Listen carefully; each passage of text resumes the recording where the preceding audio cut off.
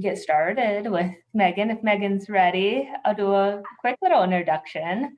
Because Megan, she is I think, our most recent author to be published by uh,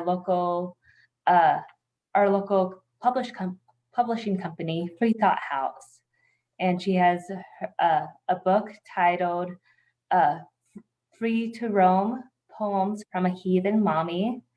Because everything about her screams Midwest mom, with one big exception: she's a passionate atheist.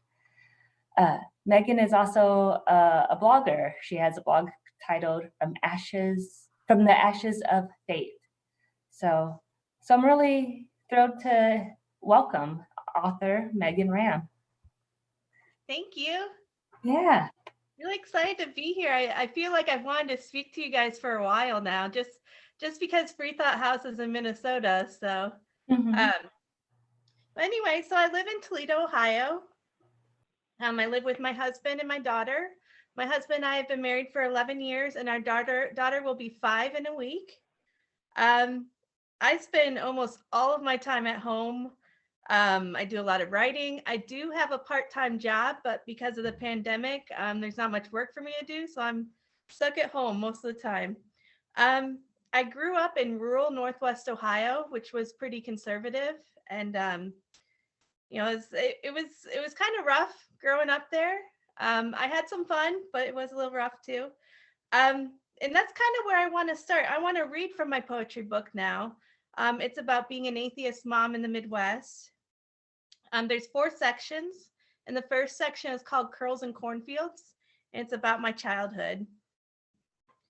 So this first poem is called Beautiful Country. I missed the nights when lightning bugs speckled the endless horizon, and my eyes bathed in the indigo sky. My favorite color has always been newly sprouted winter wheat, an affirmation of new beginnings. I loved waking up after a snowstorm, blinding white, and alone in the silence of the barren landscape. From the delicate irises of spring to the golden blazes of September, every bug in Henry County fluttered its way into our little house. Dark nights of thunder and wind made my heart pound to pieces and sparked a fascination with the dangers of the heartland. Growing up in the country was a crimson struggle of wits and tears, but I'll always cherish the beauty of my childhood home. This poem is important to me because, like I told you guys, it was rough growing up out in the country when you're not conservative and Christian. But it wasn't all bad. I had a lot of fun there too. I had a lot of fun running around with my big sister and her friends. We're always playing with fireworks. But most of these poems were written during the Ohio stay-at-home order last year. And that period was really a period of growth for me as a writer and a mother, just because I had so much time for both.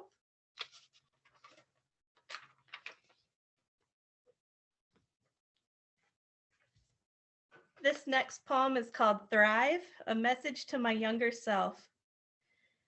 Thrive among the stairs meant to strip your future naked. Thrive among the words meant to leave your outlook tainted. Thrive outside the conformity of the minds no longer free. Thrive free of the book that binds their hands and knees. Thrive in your community.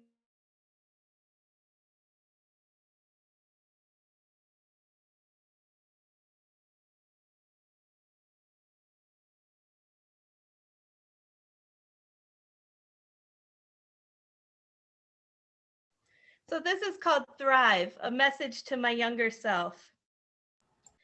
Thrive among the stairs meant to strip your future naked. Thrive among the words meant to leave your outlook tainted. Thrive outside the conformity of the minds no longer free. Thrive free of the book that binds their hands and knees.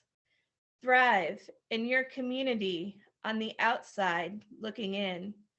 Thrive among your neighbors, ignoring their own sin. Thrive because you're strong and love will always win. So these poems started as a chapbook, and I was going to look for a poetry publisher. But when I learned about Freethought House and just what my poems were about, I thought it would be a better fit. And so it really seemed to work out really well. So if you guys have never been to their website, it's freethoughthouse.com. I have a lot of interesting books there. I keep buying everybody else's book. Okay, so this next one is called In the Back of a Pickup. Brittle bones chilled beneath frost moon eyes. She clings to the bed of a truck. Sticky pebbles clatter off the hungry tires. Pink sunset flickers through the singing leaves above. Rough road ahead. Alfalfa fields quickly pass by. Purple and green smear across the horizon. She tightens her grip as her insecurities whip in the wind. She's been imprisoned by a home with the biggest sky, but barely a pinprick on the map. One day, despair will grow wings, and a sheltered childhood will be fuel for her adventures. She shivers in the cold and never looks back.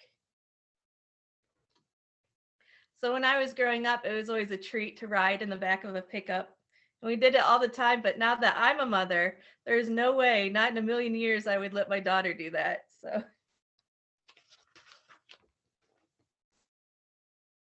let's see. And this next poem is about when young boyfriends want to convert you. It's called Christian Admirer. Eyes of lust and honeydew don't mean I grant you permission to invade my liberated world. Drop the slate and let the luster fade. If you want in my life, I'm going to need you raw, be real. Give up because you'll never change me. Your envy shines like emeralds. I bet purity burns like hell. So the first section is probably my favorite. So I'm going to read one more poem from this section.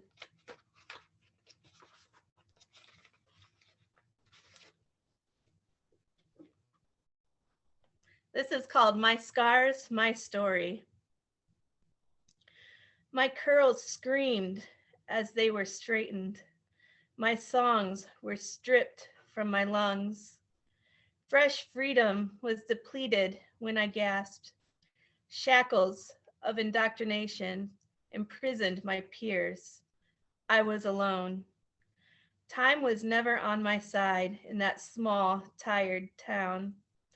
Even when I left, cruel judgment branded a lasting impression. Scars that are just part of my story that I'll finish in my own words. So that was Curls and Cornfields, which is the first section. The second section is called Why I Hate Sunday Morning. And it's all about my thoughts on Christianity, especially being influenced by my childhood in the country. And a lot of it does deal with my childhood still. So this is called How Do You Sleep? Indigo rain cleansing my brain after a restless night of soul searching.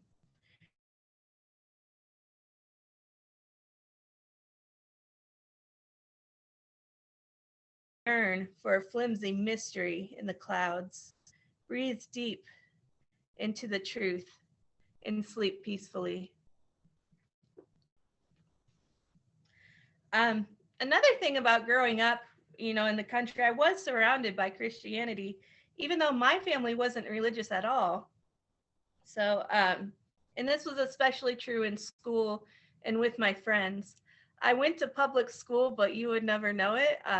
We had prayers at almost all the extracurricular activities, games, banquets. I mean, it was pretty bad. I remember sitting in my math class and I was like against the wall. My desk was against the wall. And like right next to me was like this religious poster. I can't remember exactly what it said, but something about thanking the architect. But but so I mean it was pretty bad out there. And I hope that it's better now, but I doubt that it is. So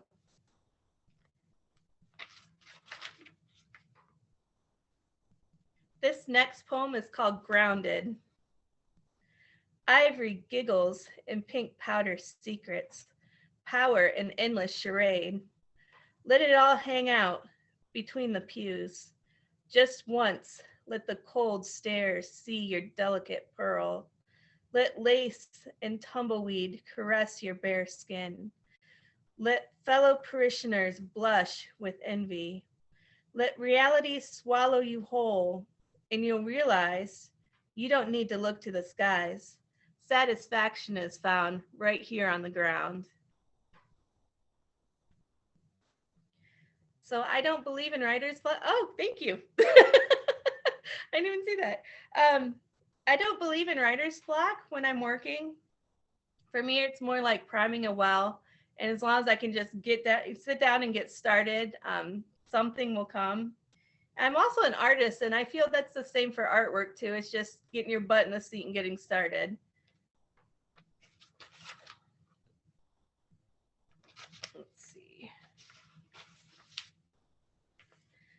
Another part of my creative process is meditation. I meditate with mala beads pretty much every day. I don't know if you can see them, but I have like a dozen sets or something. I've got a bunch, and they really help me focus, and they help me with my anxiety as well. And it's really worked well for me. So this next one is called Stuck in a Closet. There are crowds of atheists cloaked in the long shadows of steeples, even more than we know. They swallow the truth because they think they have to, because maybe they were raised that way. 1, 2, 10 years in a dark closet, their thoughts echo in the loneliness. They secretly question, as a tortured mind now liberated, yet another voice suppressed. They're scared, but even more angry. I know that innermost turmoil. That anger will fuel progress, a passionate fire that lights the way. The most liberated life is an honest one.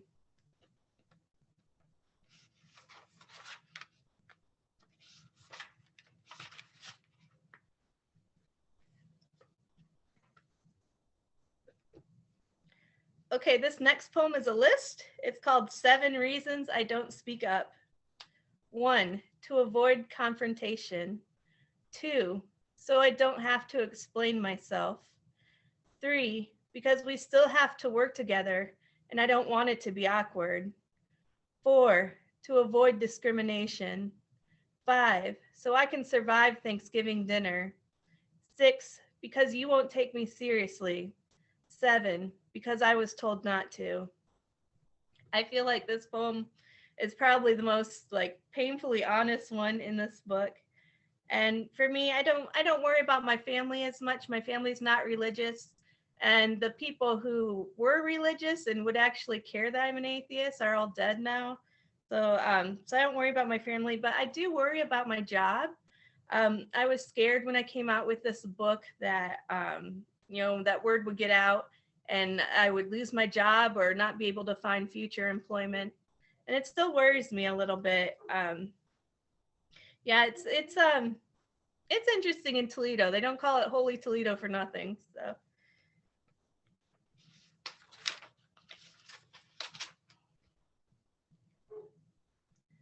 this next poem is about an old friend of mine who went from being skeptic to Christian.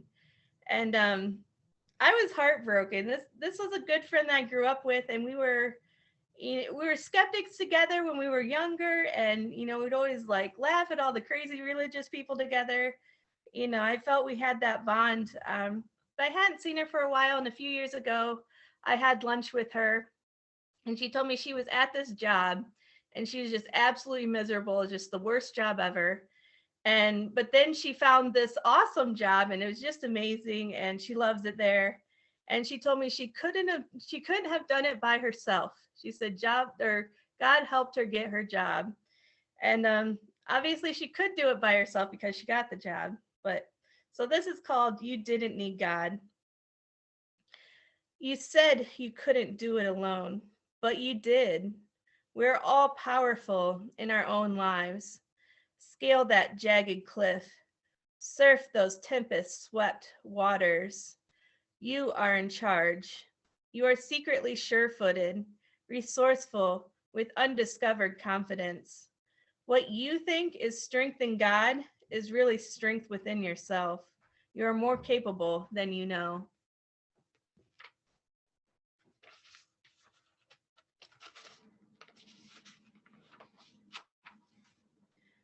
So now I'm on the third section. The third section is called The Nice Heathen Family Next Door. It is all about my life as a mom in Toledo.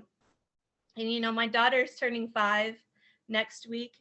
And I worry a little bit because she's going to be going to kindergarten in the fall. And I don't know what it's going to be like when we're around other families or, friends she meets, how is my atheism going to affect her in any way. So this poem is called Playdate. In a quiet neighborhood, tucked between accountability and appearances, I live among you, the outwardly faithful. With my soccer mom SUV, weekly gymnastics classes, over-the-top birthday parties, picky eater battles, car seat wrestling, and inevitable grocery store meltdowns.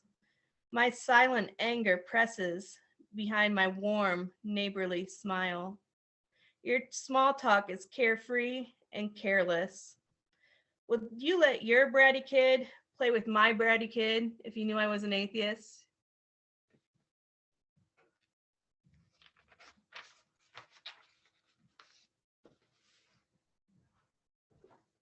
Do you guys kind of have that Midwest mom stereotype? Yeah. I feel I kind of fit that stereotype, except for I've got, I don't have the short hair and I don't like sports. So, but anyway, I do feel like I'm describing myself in this next poem. It's called Midwest Mom. Passive aggressive with a nervous giggle. I'm a casserole of sweet and salty. My soft meat and potatoes pudge keeps me warm in the snow. I'm a Midwest mom from a family caught between the farm and the city. My daughter's urban upbringing looks a lot different from my childhood in the country. Generations of strong women before me have given me a lot to live up to. We're steeped in tradition, but must keep moving forward. My little girl's smile lights the way, reaffirming growth in the blackest of swamps. Tomorrow looks bright if you squint a little. When I say thank you. When I say the blackest of swamps, I'm actually referring to the Great Black Swamp of Northwest Ohio. This whole area was an old swamp, and it was drained in the mid-19th century for farmland. So when you're in Northwest Ohio, it does get pretty muddy, and the land is just perfectly pancake flat. So that is a big part of our history, is that swamp.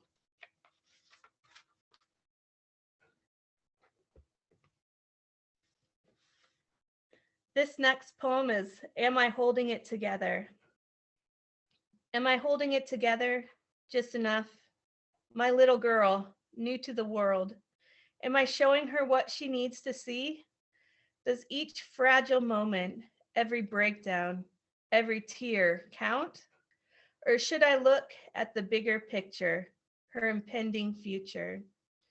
Is this struggle a drop in the bucket or the straw that breaks the camel's back? What matters is what she sees through her eyes, not mine. She paves her own way. I merely provide the asphalt.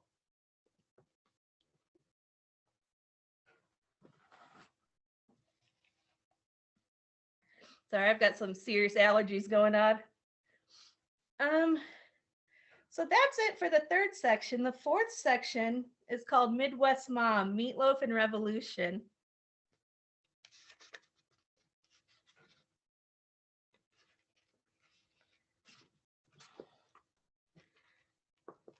This fourth section, it's really about optimism. Optimism for the future. And this first poem is called We'll Keep You Well. We are all connected, one brain to another, and most of ours are broken. Our solutions are easy or complicated, but our wellness is a delicate state. Stability often comes from a pill bottle, and that's okay. Balance is the hard part. Be your own normal in unforgiving world of rigid expectations. Come out of the dark and brush your tired smile. We're here to lift you up. Crawl if you can't walk, but keep moving forward. Your day in the sun is coming. So I do write about mental health a lot. Prior to writing for Freethought blogs, I wrote for healthyplace.com, which is a popular mental health site. I wrote for them for like 2.5 years, and it was like my first writing job, and I loved it. It was really good. I'm also a certified peer supporter in Ohio. To be a certified peer supporter, you have to have a mental health diagnosis or addiction, and you have to have solid recovery for at least 2 years. And then there's like 16 hours of online training and then 40 hours of classroom training. And then you take an exam. So it is a little bit of a process, but it is really rewarding too. And I've used that certification for like my last 2 jobs. So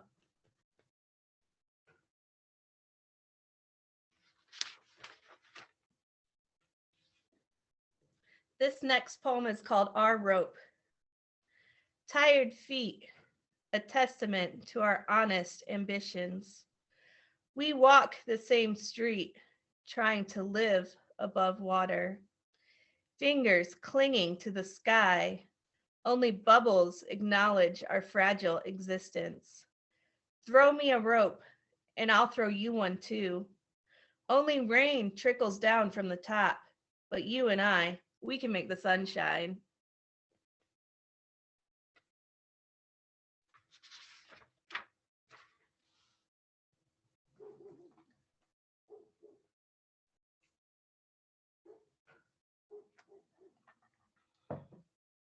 This next poem is Free to Roam. It's what the book's titled after. This poem really just sums up this project really well, and it was my publisher's favorite poem. So, Free to Roam. Let questions swirl in my brain as my eyes strain at the glow of the screen.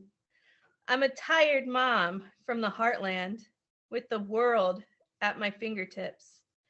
Opportunities and choices are overwhelming and a world becoming so small. My corner of the planet is now yours as I peer into your faraway life. Once impossible connections are made as I share my story with the world, isolated but no longer alone. That's so very true for me. So, I was very isolated before I did this project, and now I get to speak to all these atheist groups that I never knew existed, It's and I mean, you do feel isolated as an atheist living in a place like Toledo, but just to know there's so many groups out there, it's really amazing.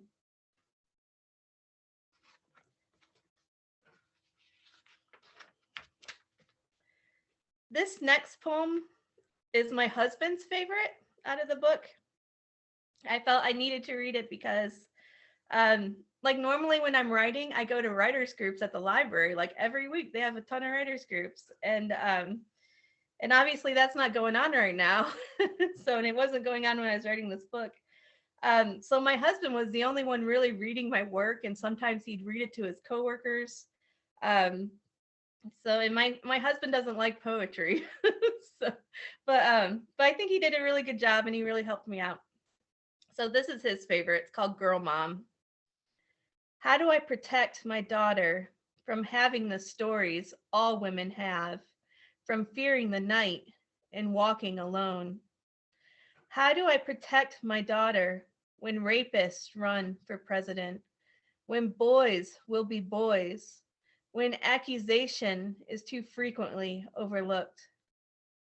How do I protect my daughter when she doesn't have a say, when her body is property and legislation dictates her future?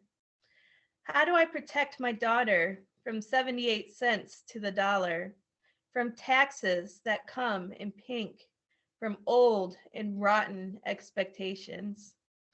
How do I protect my daughter from the shards of glass when she destroys the glass ceiling and leads the way in a man's world? How do I support my daughter when she no longer needs my protection? Being a mom has really given me a lot to write about. So I know I just write a lot from real life, so I really like that poem as well. So that's all I'm going to read from my poetry book. I have a couple other projects I want to tell you about. So the poetry book is called Free to Roam, Poems from a Heathen Mommy. You can get it at Amazon, Barnes & Noble, and then of course my publisher's website, freethoughthouse.com. If you go to freethoughthouse.com, you can get a signed copy. So,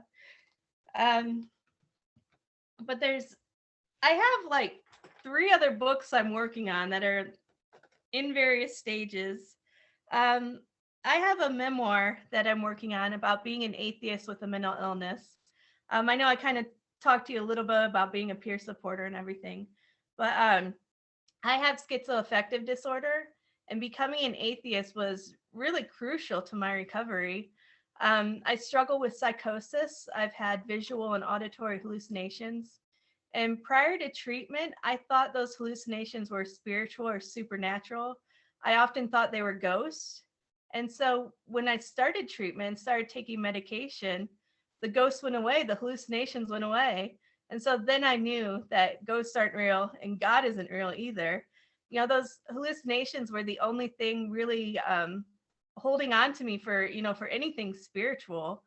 So when that was gone, the belief was gone as well. So there's a lot more to it. Like most people with a mental illness, I have more than one diagnosis, and the book really covers it all for me. But that book is also being published by Freethought House, so I'm really excited about that. And also, I'm writing another poetry book called The Housewife Who Ruled a Kingdom, and it's erotic poetry, and it's about lessons learned from trying new things and growing older. And it's just been a blast to write. I love it so much. I'm so excited because I've made a lot of progress on it recently. Then finally, I'm writing a third poetry book about my family. I kind of talked about my family a little bit. I'm 6th generation living in Northwest Ohio. My family's been here just forever. My family's farm was established in 1852, and my aunts still own all the land. So we have quite a history here, and I had always been proud of that history. And I wanted this book to be inspirational. I wanted this book to be inspirational. And I was going to write about my great grandma's story. She was a very vocal suffragist in the area, and I thought that would be great. However, when I started writing this book, I kind of accidentally discovered that my family's had a lot of involvement with the Ku Klux Klan. And so I don't think it's fair to write about one suffragist when the rest of the family could have been doing horrible things, you know. I'm still learning more about it, but I kind of got some upsetting news recently, and I found out my sister had done a little research, and it turns out that like 4 generations of my family was affected by the Ku Klux Klan, that they were a part of it. It's just shocking. It's shocking. But so I'm going to write about all of it. It's probably not going to be inspirational anymore, but I want to tell the whole story. So we'll see how that turns out. And then I also wanted to tell you guys about my blog a little bit, From the Ashes of Faith at freethoughtblogs.com. I love writing for Freethought blogs. I just feel they give you a lot of freedom. And I've had so much fun with it. But I do have a series going. I have a series going called A Secular Childhood, Letters to My Daughter. And it's like a collection of letters I've written to my daughter that are intended for her to read when she's a teenager or young adult. And I think I have like 30 some of them right now, but I want to read a couple of them to you. This letter is called Give Credit. To my incredible daughter, you are strong, resilient, and capable of so much. Success and happiness are within your grasp. Be proud of your accomplishments. Give yourself credit. So many people claim God is responsible for their success and don't recognize their own hard work and inner strength. Give credit to others when it's due. Modern medicine and science come to mind, but there are so many people working to make the world a better place. God isn't responsible for that.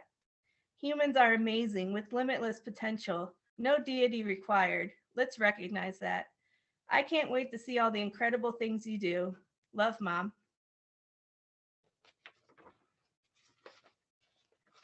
And then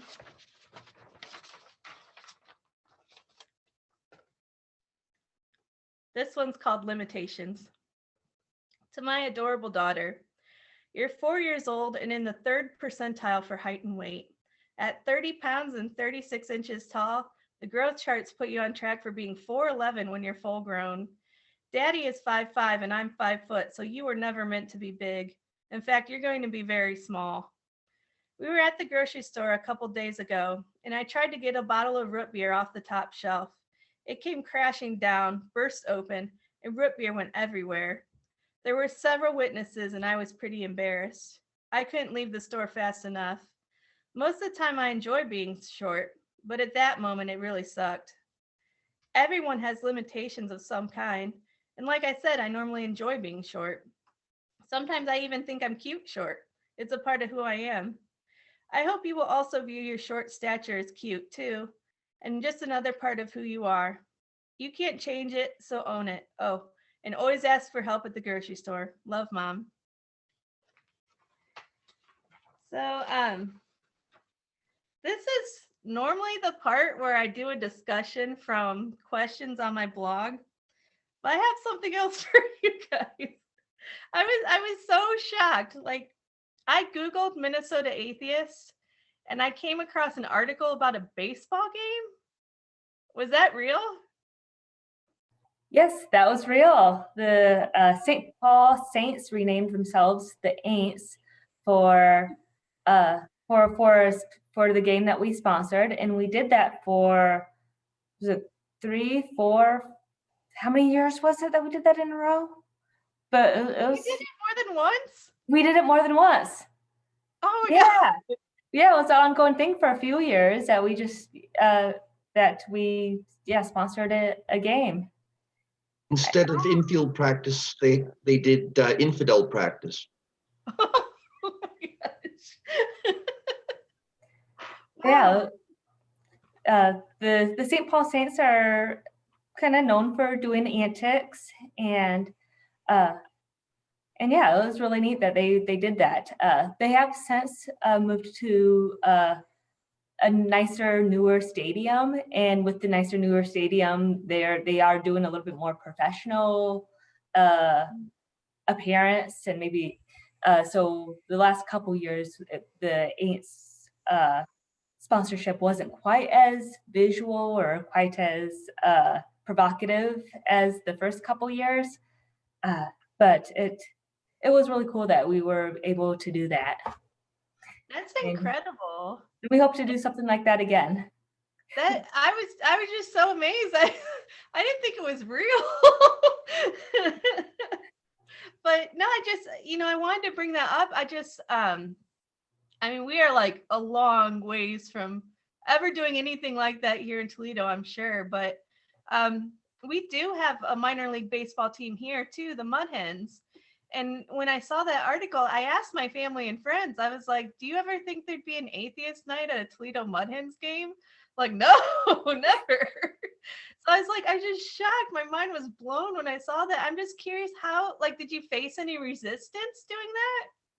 Mostly like the first year, I remember there was a group that sponsored a bus to drive around, and the bus had something on the side religious related, that they drove by the stadium and they drove by the conference that we had associated with that. And Wow. so yeah, I think we did it 4 years total, because it was I'm pretty sure 2 years in the old stadium and 2 years in a new stadium. I think that's what it was. Yeah. I think it was more than that, but I could be wrong. And I think that the organization started getting pressure from people. That's why they kind of didn't weren't quite as supportive with like some of the stuff. But we're really like, we got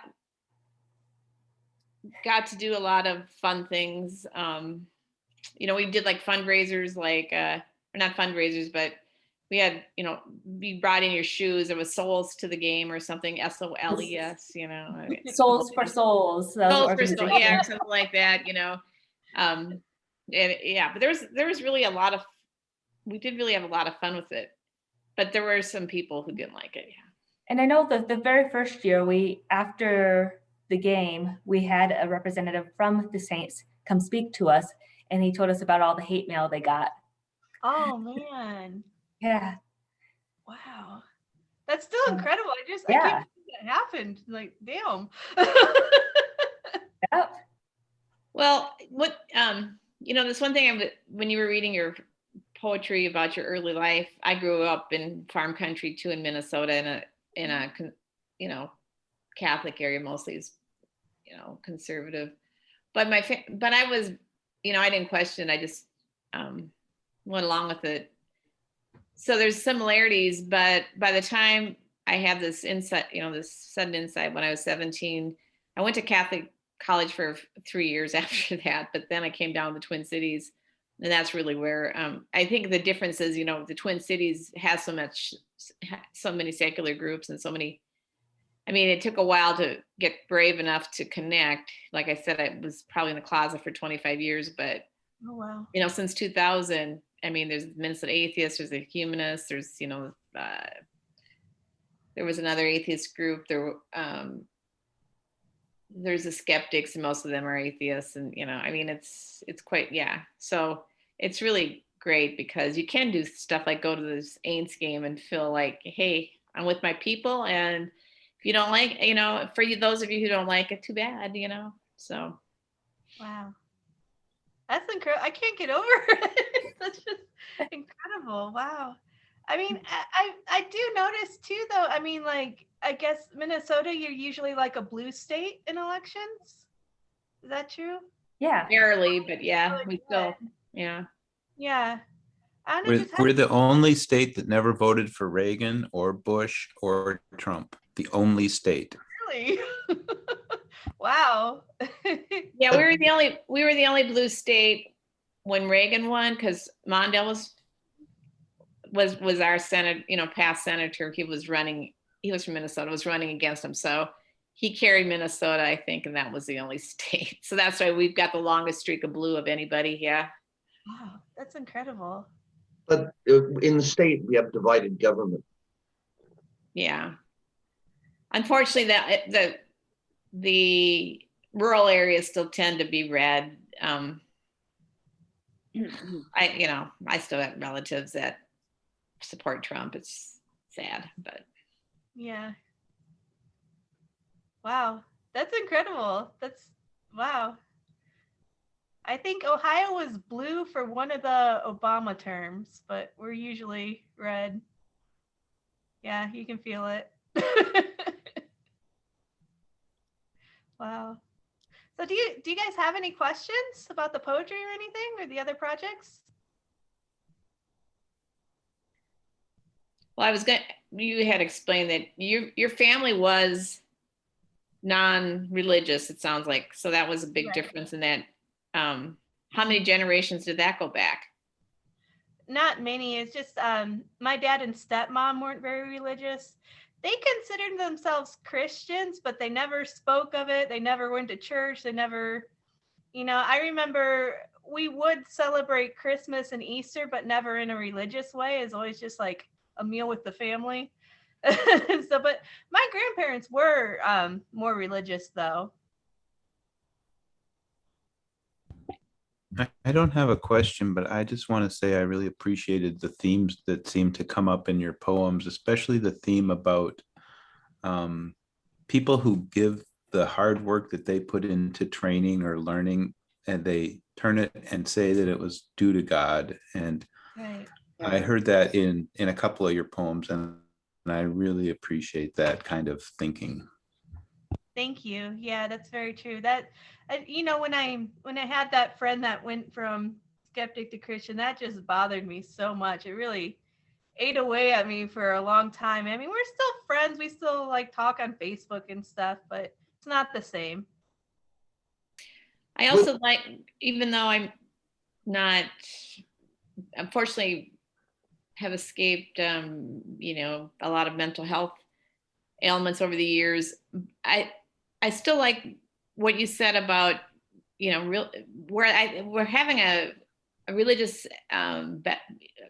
outlook sometimes really trips you up, I think, in treating him mental health diseases, and that, you know, you've found that, you know, when a chemical changed your view, well, that kind of meant it was your head kind of, you know, making these things up that they weren't real. Yeah.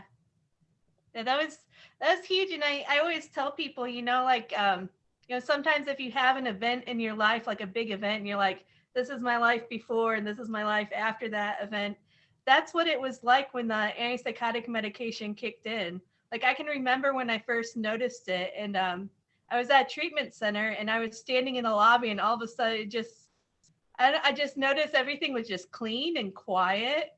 And it took me a while to realize what had happened. It was like, oh my God, this is real. I have this mental illness, and this is the explanation. And it really came as a relief to me. I know, you know, probably a lot of people getting a diagnosis of a schizophrenic disorder like that, that's scary. But to me, it came as a relief because it meant the ghosts weren't real. You know, I don't know, I'm glad it happened. Changed everything. What is the name of your blog on Freethought Blogs? From the Ashes of Faith. Okay. Oh, if you guys are curious about the erotic poetry book, I did post a video on my blog on Valentine's Day of me reading some of the poems. Obviously, it's probably not appropriate for me to read them here. just read them in a presentation. But if you want to, you know, see, you know, hear them, you can go to my blog and check them out. We can turn off the recording. I had a question. We should get to Alright. Heidi's question. Yep. I had a question, but I thought I saw Heidi having raised her hand too, so she was ahead of me. Just go ahead, Mike. That's fine. Oh, either way. So you mentioned how you had a school situation where, although it was a public school, there was a lot of religious associations and publicity in what was being put on the walls. Are you going to put the effort into supervising your child's schools? Oh, yes, absolutely. Yeah, I'm really hoping that my daughter doesn't encounter that like I did. Just because we live in a bigger city, and Toledo's actually a pretty diverse place. So I'm just hoping she doesn't encounter it. But if she does, yeah, I'm gonna put up a fight. Yeah. Yep, might be hard, but it'd be worth it. Yeah. Are you familiar with the Freedom from Religion Foundation, Megan? Yeah, I've heard of them. Okay, Yeah. well, if you do run into problems and need some support, they're really good at getting, you know, gently at first, getting schools to do the right thing, public schools, and then knowing, you know, what to do if they don't, you know, take the gentle pressure as far as, or, you know, they'll back it up. So you can sometimes remain anonymous and stuff too, if, you know, you think that's going to be a problem. But if you do run, I would definitely keep them on your toolbox of, you know, connection if you need it. Okay, thank you. I mean, I do think about it sometimes, just, you know, what it's going to be like when my daughter starts school in the fall. You know, it's going to be new for us. So It'll be interesting. I hope she doesn't encounter that, but I mean, she might. I don't know.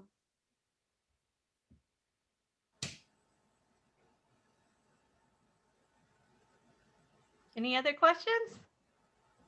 I mean, I don't want to do a lot of the talking, but since no one else is saying anything, I just have to say that I found raising kids without religion to be so much easier than, trying to get them to believe stuff that I was supposed to figure out, like the Holy Trinity and stuff. I was raised Catholic, and just, I mean, there's enough cause and effect and, relationships in life, and just you do things because you care about people, and that kind of thing, that religion just muddles it up. Yeah. And my kids had a kind of a really strange experience with their father and his subsequent death, and we were divorced. It's a long story, but anyway, it was quite crazy situation, and the fact that we weren't religious, I think, really helped help them, versus it could have gone some other ways easily and would have been confusing. But yeah, so, and it was, I think it was that experience, and then my family even coming to me saying, wow, you seem to really, the kids seem to, you seem to handle that well. And this is before I came out.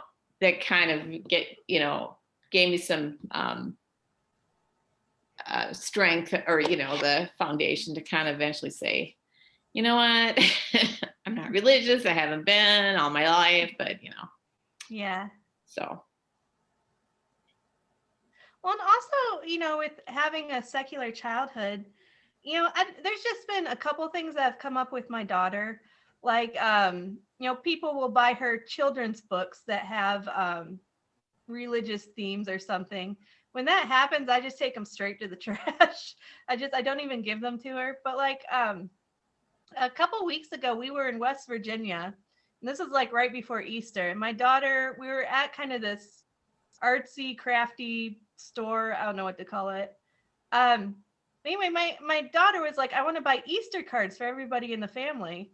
And most of them were just like bunnies and flowers and stuff. But she picked up one that was a scene of Noah's Ark. And she doesn't know what it is. She just saw like a rainbow and some animals and thought it was pretty. But I mean, we bought it. That's the one she wanted. We just didn't say anything. I'm just wondering if, I don't know, if there's going to hit a point where I should say something so she knows what it is. I don't know. What do you guys think? I always thought it'd be interesting that if I were to have adopt a child, to in addition to telling the child fairy tales at night, do the Bible the Bible story, the children's Bible stories, they're fairy tales too. So that'd be a great way to kind of introduce them to those kind of stories, is frame them as fairy tales. And that's a good point. Yeah. Yeah.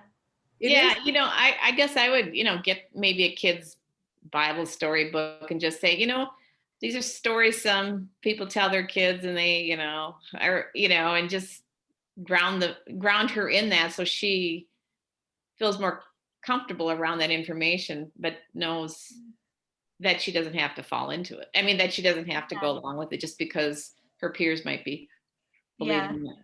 Dan Barker has a couple of good books for little children. Who is it? Dan Barker. Dan Barker? Yeah, he's the co-president of FFRF. Yeah, I'm going to write that down. I think people need to know, they need to know some of these stories. So much of our culture is grounded in Christian terminology, whether it's Good Samaritan or Samson and his hair, or, all of that stuff. It's kind of like a little bit knowing Greek myths. It kind of helps you in life if you know who, now I can't remember who's pushing the stone up the hill, but you know what I mean. Sisyphus. Yeah, it's a culture thing. Yeah, thank you. Yeah. Right. I would do it from a cultural point of view. Yeah. Just like I I read nursery rhymes to my kids, I mean, and some of them, maybe don't want to delve into them too much, but it's just part of, I think, a childhood that's kind of covering a lot of bases and, giving you a start to keep learning and doing. Yeah.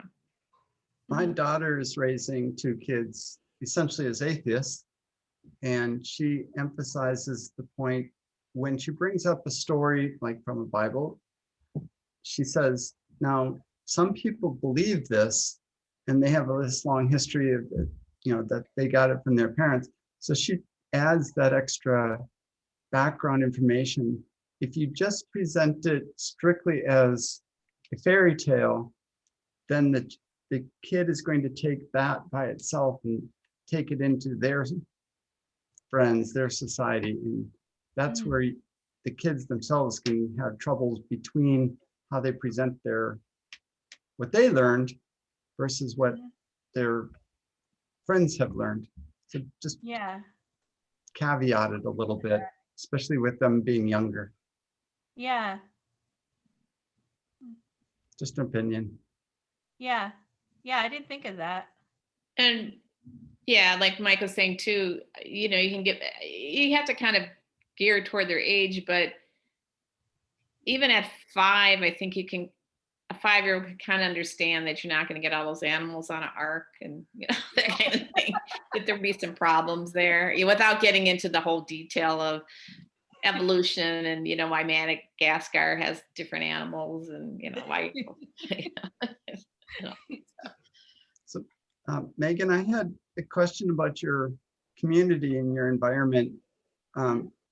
What's the predominant religion of those people that live around you? And then supplementing that, what's the predominant religions of any minorities that live around you? Because you can see how the predominants are going to react against the minorities in terms of their tolerance for potentially you being an atheist.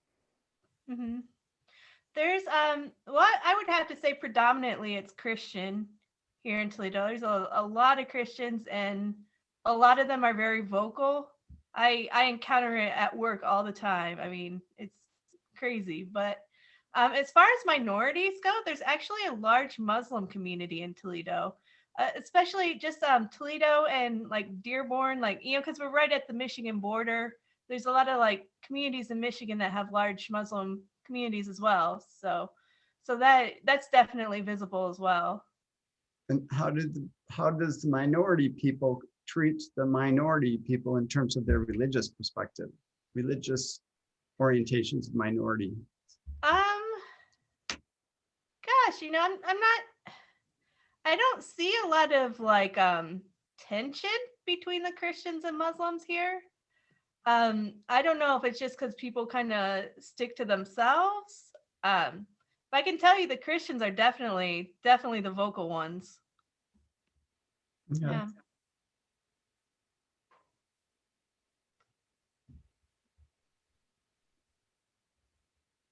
Anybody else have questions?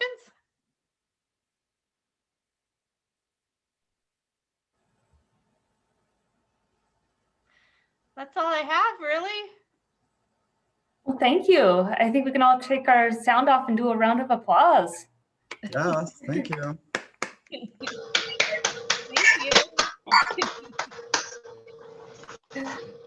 Thank you so much. It's been really wonderful hearing